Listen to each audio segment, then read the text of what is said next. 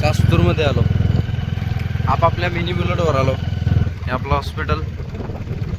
किती झाड आहेत बघा आतमध्ये.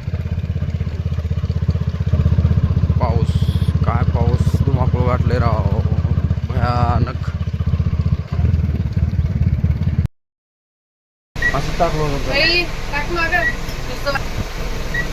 उन्हाळा राहिल्यावर थंड वातावरण वाटतं आणि पावसाळ्या आल्यावर असलं गिज गिज गिज गिज गिज गिज वाटतं. कुठलंच सण होत नाही.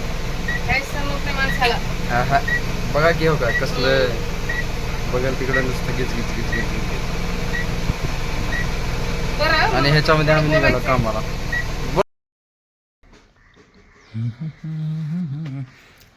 या पत्र्याच्या खाली जर बसलं का नाही हवा खेळत राहते आणि थंड वाटते. पण काय करावं तिथं JCBनं उकरून टाकलीत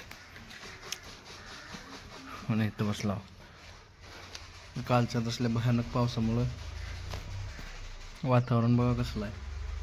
लाईट नाही ना काय नाही, मोबाईलमध्ये चार्जिंग नाही. तर मित्रांनो जेवण वगैरे झालंय, आता दुसऱ्या गावाला निघाला.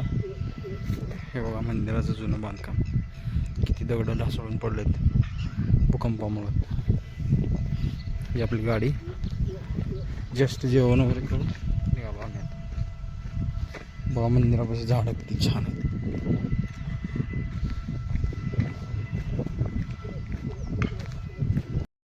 आता काम करायचं म्हणलं तर काही काम करावं लागेल. आता हेच बघा हे दादा डायरेक्ट करेंटच्या खांबावर सोडून लाईटचं काम करायला चाललेलं आहे.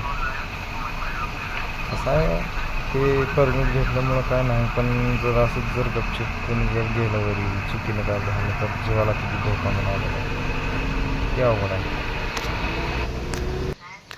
मिनी बुलेट तर आपल्यापासून अजिबात जाणार नाही 7-8 दिवस. कसा